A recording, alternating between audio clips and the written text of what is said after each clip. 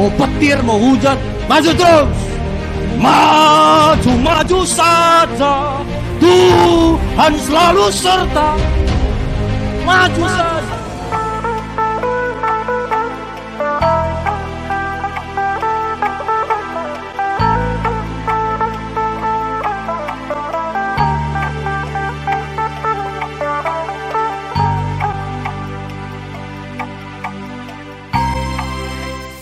Orang-orang tua mungkin pernah mengalami namanya mesin tik. Kalau dulu belum ada laptop, ya komputer masih ya di zaman saya itu masih baru-baru keluar komputer, ya. Jadi orang-orang tua masih sempat kenal namanya mesin tik. Kalau mesin ketik itu harus ditekan kuat, tak tak tak tak tak tak. Baru kalau enternya itu, kalau sekarang kan tinggal, kalau dulu gini, serak, ada lagi tekanannya keserek. Nah, ada satu ibu-ibu, kita akan lihat satu video. Ada satu ibu-ibu, dia dulunya pakai mesin ketik. Begitu dia masuk pakai komputer, masih pakai kebiasaan yang lama. Nah, apa yang terjadi? Hati-hati dengan kebiasaan kita. Bisa diklik.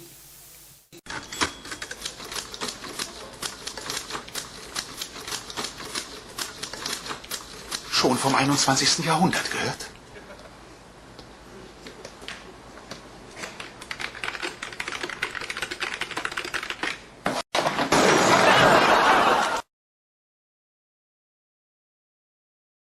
Jadi dalam kehidupan ini semua akan kita lewati dengan namanya kebiasaan-kebiasaan, ya. Kebiasaan kita lah yang akhirnya membawa kita bisa seperti sekarang ini. Efesus pasal 5 ayat 15.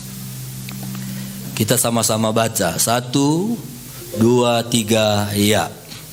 Karena itu perhatikanlah dengan saksama bagaimana kamu hidup. Jangan seperti orang bebal, tetapi seperti orang arif. Firman Tuhan bilang, karena itu perhatikanlah dengan seksama bagaimana kamu hidup. Jangan seperti orang bebal, tapi seperti orang arif. Kalau saya mau bilang, jemaat Tuhan, perhatikan kebiasaan-kebiasaan kita. Jangan kebiasaan kita seperti kebiasaan-kebiasaan yang buruk, tapi punyailah kebiasaan-kebiasaan yang baik. Kita dari bangun pagi itu sudah penuh dengan kebiasaan-kebiasaan. Ada orang bangun pagi langsung buka handphone, lihat media sosial. Itu kebiasaannya. Dan kebiasaan-kebiasaan itu kadang-kadang kita lakukan udah otomatis. Nggak lagi kadang-kadang kita sadari, udah otomatis. Udah otomatis kita bangun tidur langsung turun langsung ke kamar mandi. Walaupun maaf, kita nggak mau buang air kecil, tapi udah memang kebiasaan kita lakukan tanpa berpikir lagi. Dan dengar Bapak Ibu, kebiasaan-kebiasaan inilah yang akhirnya membawa seseorang menuju satu kesuksesan. Tapi dengar, kebiasaan-kebiasaan itu juga yang akhirnya membawa seseorang menuju kegagalan. Nah, itu sebabnya perhatikan kebiasaan-kebiasaan kita. Jangan sampai kebiasaan yang gak baik kita anggap itu sudah normal. Nah, itu salah, ya. Ada orang kebiasaannya kalau makan gak pakai sambal gak bisa. Sampai kalau dia pergi kemana-mana dia bawa sambal. Ada orang kebiasaan kalau makan pakai kecap. Kalau gak pakai kecap gak bisa dia makan. Ada orang kebiasaan dia tidur di atas jam 12. Ada orang yang kebiasaan tidur di atas jam 2 pagi. Ada juga. Yang parahnya dia gak bisa tidur cepat. Jam 2 pagi dia buka media sosial. Dia buka grup WA. Di WA-nya pula kita. Dia gak bisa tidur, mengganggu orang yang bisa tidur.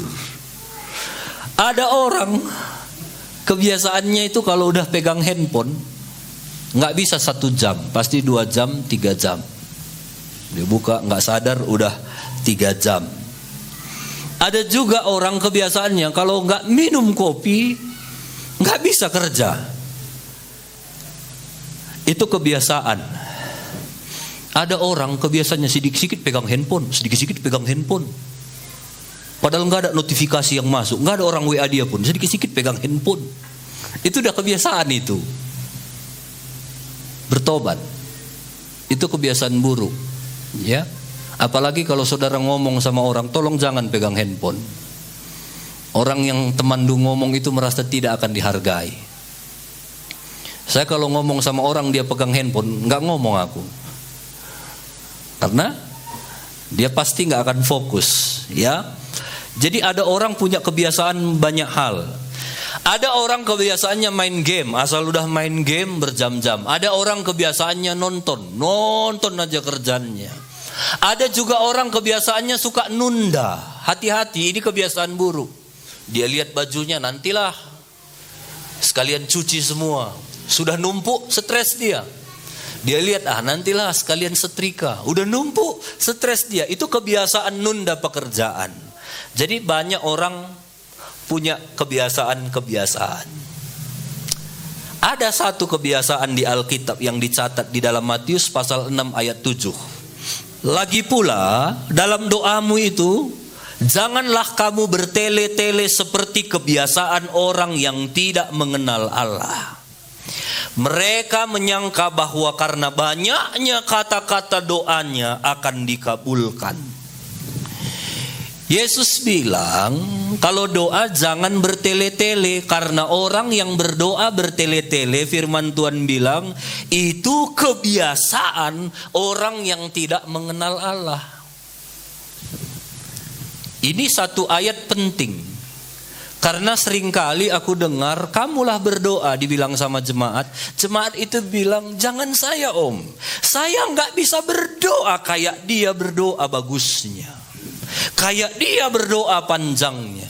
Dia pikir orang yang berdoa panjang itu baru orang yang mengenal Tuhan. Padahal firman Tuhan bilang, orang yang tidak mengenal Tuhan justru doanya bertele-tele, kesana kesini kesana. Doa makan saja pun, Tuhan berkati bangsa negara kami, Presiden Joko Widodo, Menteri Keuangan Sri Mulyani. Orang berpikir keren ini. Firman Tuhan bilang gak mengenal Allah, bertele-tele. Jadi jangan salah ya. Jangan nanti kamu pikir kalau doa bertele-tele, oh Bapa kami yang di dalam surga. Waduh. Doa itu langsung to the point. Itu doa yang mengenal Allah. Jacob, Sopin, Selin, anakku, kalau ngomong sama aku nggak bertele-tele. Kalau mau uang jajan, Pak, uang jajan. Nggak pernah mereka ngomong mau minta uang jajan pun bertele-tele. Bapak saya, Krispus Dermawan Surbakti, yang dikenal di Laut Gendek, yang mempunyai istri Ribka Bruginting. Kalau gitu dia ngomong langsung kudoakan dalam nama Yesus, roh setan keluar. Karena bertele-tele aneh itu. Karena kalau dia anak pasti Pak uang jajan, itu normal. Itu dia mengenal bapaknya. Kalau kamu mungkin kalau sama aku ya mungkin lebih bertele-tele lah ya. Karena kamu mungkin belum mengenal aku.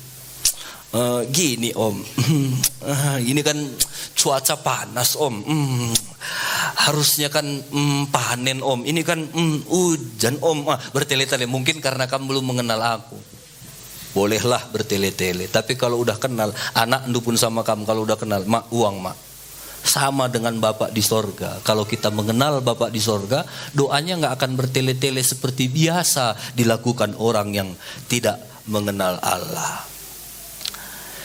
Jadi hati-hati dengan kebiasaan kita. Kalau berdoa jangan bertele-tele. Ada orang dia terikat narkoba karena dulunya mungkin awalnya dia coba-coba dan akhirnya jadi kebiasaan.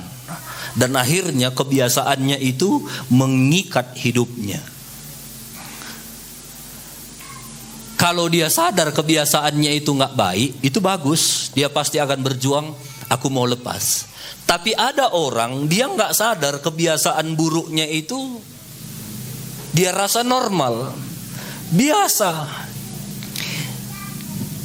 Dan dengar Bapak Ibu, kalaupun semua orang melakukannya, banyak orang melakukan kebiasaan-kebiasaan, belum tentu itu kebiasaan yang benar.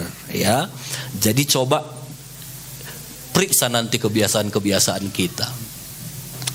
Ada kawan saya, dia biasa setiap hari ke kedai kopi itu dari tempat kerja dia nggak jauh ada kafe, nggak mahalnya. Pagi dia sebelum masuk kantor dia ngopi dulu. Ngopinya paling sekali ngopi 10.000. Kalau kita zaman sekarang kalau 10.000 ngopi udah murah itu. Murah memang.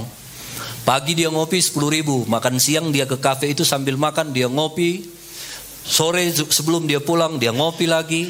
Ya sekali ngopi cuma 10.000. Murah. Kali 3 satu hari 30.000. Mungkin kalau hitung-hitung gajinya 30.000 gak seberapa.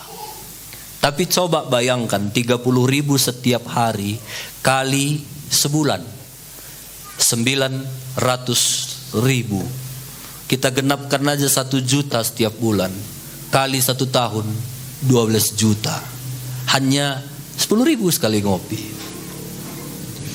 Ini kan kebiasaan-kebiasaan yang kita anggap biasa, tapi kalau dihitung-hitung setahun itu lumayan besar. Makanya coba perhatikan kebiasaan-kebiasaan kita. Perempuan kalau ngelihat barang belanja murah, tapi kalau sering coba hitung-hitung. Jadi coba hitung-hitung kebiasaan kita. Makanya kadang-kadang banyak orang karena dia nggak hitung kebiasaannya, nggak perhatikan kebiasaannya, sampai dia bilang kayaknya aku perlu pindah pekerjaan lah, terlalu kecil gajiku. Kadang-kadang bukan gaji kita yang terlalu kecil, tapi coba cek kebiasaan-kebiasaan kita. Jangan-jangan kebiasaan kita yang perlu kita kontrol. Makanya firman Tuhan bilang, cukupkanlah dirimu dengan apa yang ada. Kalau memang gaji kita masih 10, cukupkan dengan 10 itu. Nanti kalau sudah Tuhan berkati, ya kalau mau punya satu kebiasaan, boleh silahkan. Jadi coba cek kebiasaan-kebiasaan kita. Ya, jangan-jangan banyak kebiasaan kita kadang-kadang gak perlu, tapi kita udah rutin lakukannya, sampai akhirnya kita kekurangan. Kebiasaan-kebiasaan yang kita lakukan setiap hari itu akan membawa kita kepada satu titik di mana yang kita tuju. Baru-baru ini ada teman kita, satu hamba Tuhan, dia masuk rumah sakit. Waktu dokter periksa, paru-parunya itu sudah parah. Dokter bilang, bapak ini perokok ya, ini parah ini, asap semua di dalam ini. Dia bilang, aku ini pendeta Pentakosta, mana mungkin aku merokok? Tapi ini banyak asap pak. Ini udah parah, bapak lebih parah dari perokok yang aktif. Rupanya waktu punya selidik, si pendeta ini punya satu kebiasaan. Setiap pagi dia pergi ke kedai kopi, dia minum teh susu atau minum teh manis di kedai itu. Tanpa dia sadar di kedai itu penuh orang yang merokok asapnya. Dia memang gak merokok, tapi asap itu membuat paru-parunya sakit. Sampai akhirnya dokter bilang, Pak, itu penyebabnya. Mulai hari ini kalau bapak mau sehat, punya kebiasaan yang baik, gak usah lagi ke kedai kopi yang banyak asapnya. Kalau perlu cari kedai kopi yang gak ada asap. Kadang-kadang kan ya, tanpa kita sadari kebiasaan-kebiasaan kita itu yang akhirnya membuat kita sampai di satu titik. Yang mau nggak mau kita akan menuju ke sana. Saya percaya nggak ada satupun kamu di sini mau ke rumah sakit hanya gara-gara paru kita rusak. Tapi kebiasaan kita kalau kita suka merokok, suka melakukan hal-hal minum-minuman keras, itu mau nggak mau kita akan menuju ke sana. Makanya jaga kebiasaan-kebiasaan kita. Kalau kamu gak mau masuk rumah sakit, dokter bilang kolesterol itu ini tinggi katanya, tensi itu tinggi, ya punya kebiasaan yang baik. Jangan suka tidur larut malam, jangan suka makan babi. Ini udah kolesterol tinggi, makan babi, mau lo dalik. Adi perwan buah nengu, nata batang nih lo dalik. Jangan, punya kebiasaan-kebiasaan yang baik. Karena kebiasaan kita itulah yang akan membawa kita ke satu titik apa yang kita mau. Kita tidak lahir dengan kebiasaan. Sekali lagi, kita tidak ada yang lahir dengan kebiasaan. Kitalah yang membentuk kebiasaan-kebiasaan itu. Kebiasaan itu kayak benih. Kita tanam kecil, itu akan jadi satu pohon yang besar. Sama dengan kebiasaan kita. Kalau kebiasaan kita baik, kita tanam, itu akan jadi satu kebiasaan yang baik. Makanya kenapa anak kita suka marahi kadang-kadang anak-anak kita, supaya dari kecil dia punya satu kebiasaan. Kalau dia udah besar, itu udah jadi satu kebiasaan. Setiap hari kami marahi anak kami kalau bangun gak berdoa. Berdoa dulu. Berdoa dulu. Berdoa dulu. Kalau sekarang anak kami si Jacob, karena dia yang tidur sama kami, kalau dia bangun tidur, dia berdoa dulu. Mau tidur, berdoa dulu. Ada nggak ada kami, dia berdoa. Kadang-kadang suka kuintip. Waktu dia, aku tidur dulu deh Pak, udah ngantuk. Waktu dia masuk kamar kuintip, dia berdoa dulu. Karena itu udah kebiasaannya. Kita bilang, nakku sebelum tidur pipis dulu, biar nggak bau, ya kan ngompol. Pipis dulu. Lama-lama itu jadi kebiasaan anak-anak kita. Nggak kita suruh lagi pun dia akan ke kamar mandi dulu sebelum tidur. Nah, jadi ini satu kebiasaan. Ada satu bapak, dia jualan ke kota.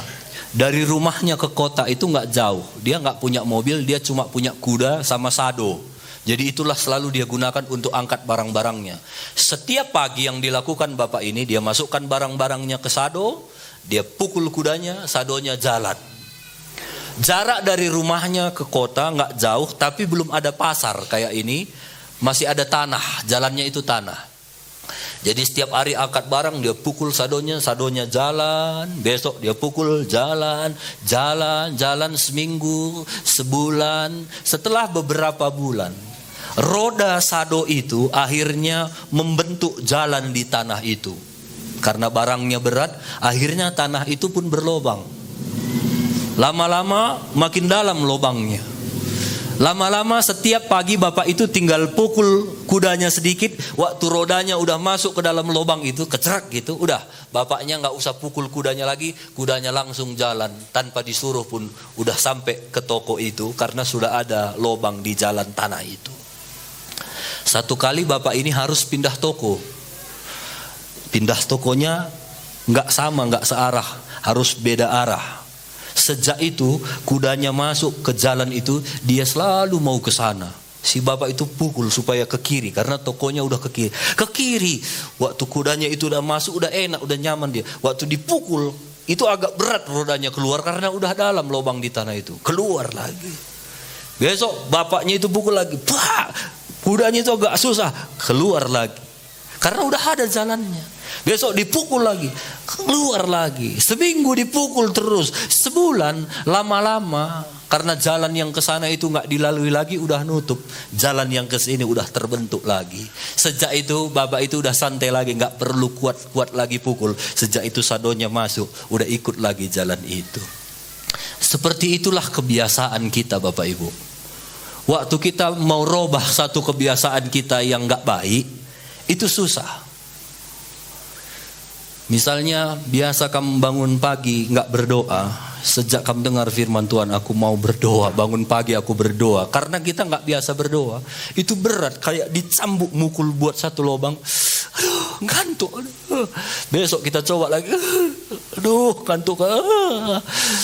Mungkin hari ini kita berdoa, aminnya 2 jam lagi karena udah tidur. Besok coba lagi masih ngantuk. Lusa coba lagi, lama-lama akan jadi satu kebiasaan. Ada satu orang bilang begini, segala sesuatu yang diulang-ulang selama 40 hari itu akan jadi satu kebiasaan. Kalau kamu gak suka olahraga, pagi kamu coba olahraga, besok coba lagi, lusa coba lagi, 40 hari kamu coba terus gak bolong-bolong, itu akan jadi satu kebiasaan lu. Jadi begitulah dengan hidup kita. Jadi hati-hati dengan kebiasaan buruk kita. Di Alkitab ini ada satu orang namanya Simson. Dia terkenal orang yang kuat. Kuat secara fisik, siapapun gak bisa melawan dia. Tapi dengar, dia punya satu kelemahan. Kelebihannya itu banyak. Dia hebat, Dia bisa angkat gerbang kota Gaza. Dia pernah tangkap ratusan ekor anjing hutan, lalu dia satukan ekornya. Manusia kuat, siapapun gak berani melawan dia. Dirantai, dilepaskannya. Dia manusia kuat. Banyak kelebihannya. Tapi cuma satu kebiasaan buruknya, dia gampang jatuh cinta. Asal lihat perempuan jatuh cinta, lihat perempuan jatuh cinta. Itu kelemahan Simpson. Cuma satu kelemahannya, dia gampang jatuh cinta. Saya baca di dalam Hakim-Hakim pasal 16 ayat 1. Hakim-Hakim 16 ayat 1. Pada satu kali ketika Simpson pergi ke Gaza, dilihatnya di sana seorang perempuan sundal, lalu menghampiri dia. Alkitab kita ini bahasanya sopan kali. Menghampiri di sini maksudnya bukan hampiri gitu, dekati, enggak. Tidur dengan dia. Simpson lihat, maaf ini, pelacur. Lalu firman Tuhan bilang dia tidur dengan pelacur itu. Padahal dia kuat. Enggak lama, enggak lewat satu pasal. Cuma langkah 2 ayat saja. Baru saja ini. Langkah 2 ayat, ayat keempat. Sesudah itu, Simpson jatuh cinta kepada seorang perempuan dari lembah sore yang namanya Delila. Baru saja dia tidur dengan pelacur, dia lihat lagi perempuan namanya Delila, jatuh cinta lagi dia. Dan parahnya dia nggak tahu Delila ini bukan wanita biasa, tapi wanita yang mengerikan, wanita yang jahat. Ayat 5. Lalu datanglah raja-raja kota Filistin kepada perempuan itu sambil berkata, coba bujuk dia, bujuk si Simpson itu untuk mengetahui karena apa kekuatannya demikian besar. Dan dengan apa kami dapat mengalahkan dia dan mengikat dia untuk menundukkannya. Maka kami masing-masing akan memberikan 1.100 uang perak kepadamu. Orang udah mulai resah dengan keberadaan Simpson karena dia kuat. Siapapun gak bisa mengalahkan Simpson ini. Sampai raja-raja mereka sepakat untuk mengalahkan Simpson, tapi gak bisa. Sampai akhirnya waktu orang lihat ada Simpson lagi sama Delila, raja-raja itu bilang sama Delila, Delila, kalau bisa kau rayu Simpson itu, kau tahu di mana kekuatannya, nanti kami raja-raja ini masing-masing kasih sama kau 1.100 uang perak. Ini banyak ini. Karena Simpson itu punya kekuatan. Ayat 6. Lalu berkata Delila kepada Simpson, ceritakanlah kiranya kepadaku, karena apa kekuatanmu demikian besar, dan dengan apa engkau harus diikat untuk ditundukkan. Jawab Simpson kepadanya, jika aku diikat dengan 7 tali busur yang baru yang belum kering, maka aku akan menjadi lemah dan menjadi seperti orang lain dimanapun juga. Dia bilang, apa kelemahanmu bang? Lalu Simpson bilang, kelemahanku dek, kalau aku diikat dengan 7 tali busur yang baru, yang belum kering, aku gak kuat lagi. Ayat 8, lalu raja-raja kota orang Filistin membawa 7 tali busur yang baru yang belum kering kepada perempuan itu, dan dia mengikat Simpson dengan tali-tali itu. Ayat 9, sedang di kamarnya ada orang bersiap-siap, kemudian berserulah perempuan itu, katanya kepadanya, orang Filistin menyergap engkau Simpson. Tapi ia memutuskan tali busur itu seperti tali rami yang terbakar putus apabila kena api, dan tidaklah ketahuan di mana duduk kekuatannya. Di mana kekuatanmu? Simpson bilang, kalau aku diikat pakai tali baru, gak kuat lagi aku deh. Lalu diikat Delila, padahal di tengah penginapan Simpson sudah ada orang Filistin yang siap menangkap Simpson. Waktu diikat, Simpson lepas. Lalu Delila bilang, bang, ada orang mengepung kau. Dengan gampangnya Simpson lepaskan. Berat. Lalu ayat 10, perempuan Delila ini dia enggak menyerah. Dia bilang, sungguh engkau telah mempermainkan aku dan membohongi aku.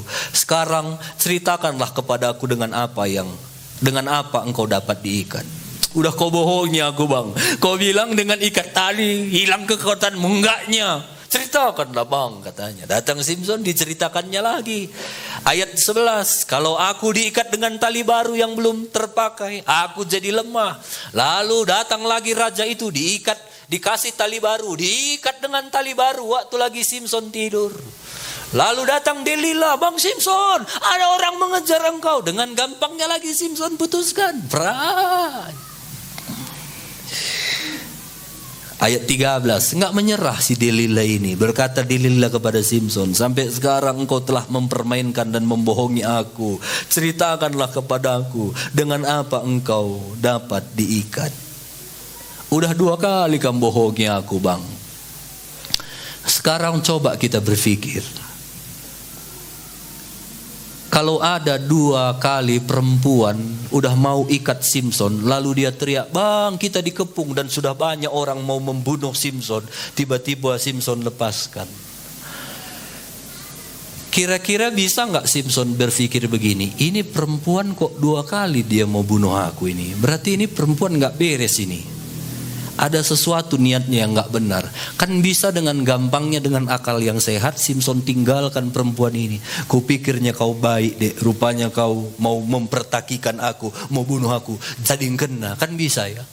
Tapi lihat, karena kebiasaannya yang dia pelihara, kebiasaan jatuh cinta, gak ada kekuatannya untuk pergi meninggalkan perempuan ini. Gak ada kekuatannya untuk meninggalkan kebiasaan buruknya, karena udah dalam. Dan dia nggak ada niat untuk keluar. Selalu dia nikmati roda kuda itu tadi udah dalam. Padahal kan bisa dia berpikir sehat. Nggak betul ini. Dia mulai paksa dirinya tinggalkan kebiasaan. Tapi dia nggak mau. Sampai akhirnya Simpson jujur. Ayat 13. Jawabnya. Yang ketiga pun Simpson masih bohong. Ayat 13. Kalau engkau menenun ketujuh rambut jalinku bersama dengan lungsin, lalu mengokokkannya pada patok, maka aku akan menjadi lemah. Kalau kau ikat rambutku ini, kau patokkan, aku akan lemah katanya. Lalu dibuat lagi seperti itu, tetap juga enggak lemah. Sampai akhirnya Delila bilang begini, ayat 15. Berkatalah perempuan itu kepadanya, bagaimana mungkin engkau berkata aku cinta kepadamu, padahal hatimu tidak tertuju kepadaku. Sekarang telah 3 kali engkau mempermainkan aku dan tidak mau menceritakan kepadaku, karena apa kekuatanmu demikian besar. Delila pakai rumus terakhir, Bang, kau bilang kau cinta sama aku, rupanya ngomongmu aja cinta, udah 3 kali kau bohongi aku. Harusnya kan Simpson bisa menghindar ya. Harusnya kan Simpson bilang, udah 3 kali kau tokohi aku, kata perempuan itu. Simpson bisa dengan gampangnya, kau pun apa dalam pikiranmu itu? Udah 3 kali kau ikat aku, apa maksudmu kau panggil orang-orang itu supaya dibunuhnya aku? Bagaimana hatimu? Kaunya yang jahat. Kan bisa harusnya Simpson ngomong gitu. Tapi gak ada sepatah kata pun keluar dari mulut Simpson, karena dia sudah dilumpuhkan dengan kebiasaannya yang gampang jatuh cinta. Dia tetap ada di dalam satu tempat yang udahlah. Padahal bisa dengan gampangnya dia pergi, tapi dia gak mau. Ayat 16. Lalu setelah perempuan itu berhari-hari merengek-rengek. Jadi merengek-rengek itu bahasa Alkitab. Berhari-hari merengek-rengek kepadanya dan terus mendesak-desak dia, dan ia tidak dapat lagi menahan hati sehingga mau mati rasanya. Karena 3 kali dibohongi, sampai akhirnya Delila itu pakai rumusnya, bang, merengek-rengek itu kamu ya bang, gitulah. Sampai akhirnya Simpson mau mati rasanya. Dia melawan banyak orang, dia biasa aja, nggak mau mati rasanya karena dia kuat. Tapi begitu ada perempuan, merengek-rengek, karena dia punya kebiasaan buruk, gampang jatuh cinta. Dia nggak tahan, mau mati rasanya. Hati-hati bapak-bapak dengan rengekan istri kita. Istri ini adalah satu makhluk yang luar biasa, Pak. Kalau kita dilawannya biasa itu Pak. Tuhan pun mereka lawan. Udah Tuhan ciptakan alis, dipotongnya karena gak bagus rasanya. Tuhan ini yang buat Pak. Ayat 17, karena gak tahan dia, jatuhlah dia karena kebiasaannya itu. Maka diceritakannya lah kepadanya segala isi hatinya, katanya, kepalaku tidak pernah kena pisau cukur, sebab sejak dari kandungan ibuku aku ini nazir Allah. Jika kepalaku dicukur maka kekuatanku akan lenyap daripadaku, dan aku menjadi lemah sama seperti orang-orang lain. Lalu dia bilang, kepalaku ini rambutku gak pernah dicukur deh. Kalau dicukur hilang kekuatanku, maka dicukur deh lillah. Dan sejak itu kita tahu ceritanya, ditangkaplah Simpson. Hilang kekuatannya, gak bisa lagi dia melawan. Akhirnya dia dijadikan jadi badut, jadi tontonan. Waktu musuh-musuhnya berkumpul, Simpson diikat, diketawain. Ini Simpson yang dulu kuat itu, gak ada lagi kekuatannya. Diketawai orang. Sampai akhirnya satu kali Simpson berdoa, Tuhan ampuni aku, berikan aku sekali lagi kekuatan. Waktu dia diikat, dia tarik, ada pilar bangunan itu kuat. Akhirnya runtuhlah bangunan itu. Semua musuhnya mati dan dia juga mati. Dari cerita ini saya sedang menceritakan bagaimana hanya satunya kebiasaan buruk Simpson. Dia gampang jatuh cinta dan dia gak mau lepaskan kebiasaan buruknya itu. Makanya itu yang akhirnya membawa dia kepada kematian. Makanya saya bilang tadi, hati-hati dengan kebiasaan kita. Yang parahnya kebiasaan yang gak baik kita anggap normal, itu hati-hati. Itu bisa membawa kita ke satu titik yang akan membawa kita kepada kehancuran. Makanya hari ini untuk lepas dari kebiasaan buruk itu, yang ada 3 hal yang harus kita lakukan. Yang pertama, kita harus mengakui kita punya kebiasaan buruk. Ya, jadi harus akui. Saya nggak tahu apa kebiasaan buruk saudara. Kalau kebiasaan buruk kita mungkin gampang sakit hati, itu kebiasaan buruk. Asal pegang handphone bisa 5 jam, itu kebiasaan buruk. 1 Yohanes 1 ayat 8. Firman Tuhan bilang begini, jika kita berkata bahwa kita tidak berdosa, maka kita menipu diri kita sendiri, dan kebenaran tidak ada di dalam kita. 9, jika kita mengaku dosa kita, maka ia adalah setia dan adil, sehingga ia akan mengampuni segala dosa kita dan menyucikan kita dari segala kejahatan kita.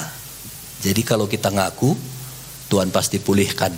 Kalau nggak ngaku, nggak bisa dipulihkan.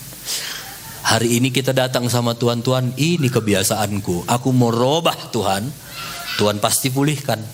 Tapi kalau kita nggak ngaku, nggak akan dipulihkan Tuhan. Yang kedua, kita perlu teman, dan kita juga harus hati-hati dengan teman. Karena firman Tuhan bilang 1 Korintus 15 ayat 33, janganlah kamu sesat, pergaulan yang buruk merusak kebiasaan yang baik. Kalau di dalam bahasa Indonesia sehari-hari, Amsal 22 ayat 24 berkata begini, jangan bergaul dengan orang yang suka marah dan cepat naik darah. Ayat 25, nanti engkau akan meniru dia dan tidak bisa lagi menghilangkan kebiasaan itu. Jadi ini ada 2 hal. Yang pertama, kalau kamu suka bergaul dengan orang yang suka marah, kamu juga akan jadi orang yang suka marah. Kalau saya bilang, kalau kita punya kebiasaan baik waktu kita bergaul dengan orang yang gak baik, kebiasaan kita bisa jadi gak baik. Kalau saya balik, kalau kita punya kebiasaan yang gak baik, waktu kita bergaul dengan orang-orang yang baik, kita juga bisa jadi orang baik. Makanya ada komsel, supaya di komsel itu kita berubah semuanya menjadi orang-orang yang baik. Makanya di komsel prinsip kita itu firman Tuhan, bukan yang lain-lain. Prinsip kita yang harus kita teladani firman Tuhan. Contoh, kami selalu ingatkan kepada gembala sel. Gembala sel ingat, kalau kita mulai komsel jam 8, jam 8.00 sudah harus mulai. Jangan terlambat. Jangan tunggu yang terlambat. Karena itu yang benar. Makanya gembala sel jangan terlambat. Karena saya pun diajar oleh pemimpin saya, kamu belajar tepat waktu. Belajar memulai tepat waktu. Kalau ibadah jam 8, sebelum jam 8 kamu sudah harus ada di situ. Jangan menunggu orang yang terlambat. Hargai orang yang cepat datang. Tapi seberapa sering banyak tempat-tempat timais tisik nari. Udah banyak, udah ada orang yang tunggu sebentar lagi. Tanpa kita sadar kita tidak menghargai orang yang benar, yang cepat datang, dan kita menghargai orang yang terlambat. Makanya di gereja ini dari dulu sampai sekarang kita selalu tepat waktu. Ada nggak ada orang, kita mulai. Karena itu yang benar. Nah, jadi di Komsel pun mulailah dengan nilai-nilai yang benar, ya. Jadi biar sesuatu yang benar itu yang mempengaruhi kita. Karena kalau nanti contoh kamu mulai Komsel jam 8, kita tunggu sebentar lagi ya, tunggu jam 8 lewat 10 selalu kamu mulai. Itu lama-lama tunggu sebentar lagi 8.15, tunggu sebentar lagi 8.30. Dan itu akan jadi satu kebiasaan. Dan satu saat kita anggap itulah yang benar, salah. Nah, itu yang saya bilang tadi, harus kita mulai dengan kebiasaan-kebiasaan yang benar. Yang kedua, kalau kita mau punya kebiasaan yang benar, butuh teman, ya, butuh teman. Carilah teman-teman dulu. Nah, berkomsellah bersama, saling menguatkanlah bersama, nikmatilah komsel bersama orang-orang yang mungkin orang lama, mungkin teman dulu yang lama, atau mungkin dengan orang yang baru. Nikmatilah komsel bersama, saling menguatkanlah di sana, saling menegurlah di sana, saling mendoakanlah di sana, belajarlah terbuka di sana. Kalau saudara mungkin aku punya kebiasaan, aku lama kali selalu bangun, contoh belajar, ya. Yang ketiga, kita perlu kenali pemicu, akar dari kebiasaan kita itu. Apa yang membuat kebiasaan kita itu timbul? Apa penyebabnya? Bagaimana suasana sehingga akhirnya kita hidupi kebiasaan itu? Tempatnya di mana biasanya kita sering melakukan kebiasaan-kebiasaan itu? Apakah waktu kita di kamar sendiri, atau waktu nggak ada orang, atau waktu mungkin kita sendirian kita sering melakukan kebiasaan itu? Atau waktu kita nganggur, nggak ada kerjaan, kita sering melakukan kebiasaan buruk itu? Atau mungkin karena nggak ada kesibukan? Atau sering kita lakukan kebiasaan buruk itu karena kita lapar? Atau mungkin kebiasaan buruk itu sering kita lakukan karena lagi banyak uang kita? Coba cek, ya. Atau mungkin kita sering melakukan itu waktu kita lagi ditekan, ada tekanan. Nah, coba cek. Oh, aku sering melakukan kebiasaan buruk ini karena nggak ada kerjaanku. Aku kalau nggak ada kerjaanku tidur aja. Oh, berarti karena nggak ada kerjaanku sering aku tidur seharian, ya. Berarti mulai sekarang aku harus cari kesibukan. Atau mungkin kita memikirkan hal-hal yang nggak berkenan sama Tuhan kalau kita lagi sendiri. Oh, kalau aku sendiri sering kupikirkan ini, berarti aku usahakan jangan sendiri. Berarti cari tempat, cari orang, cari di mana-mana. Oh, di kamar aku sering sendiri begini. Oh, jangan lagi sendiri di kamar. Cari penyebabnya. Jadi itu 3 hal yang hari ini kita belajar, ya. Yang pertama, terbuka, ngaku. Yang kedua, cari teman-teman yang mendukung kita untuk lepas. Yang ketiga, kenali apa pemicunya.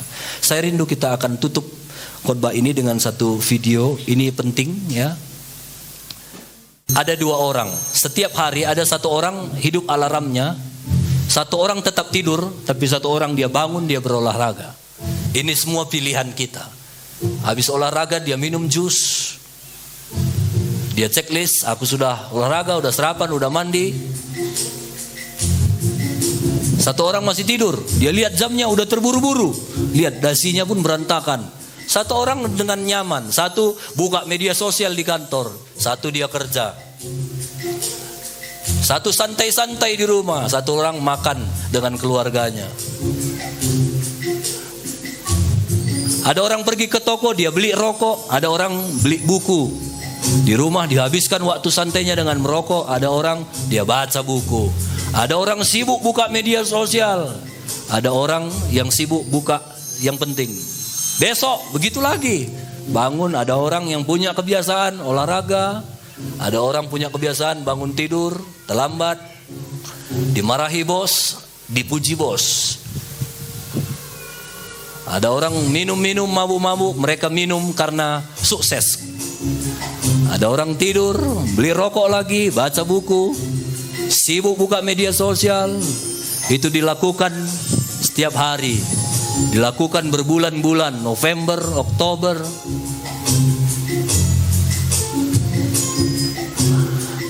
Terus sampai akhirnya ada orang yang sakit karena dia sibuk merokok terus, sakitlah.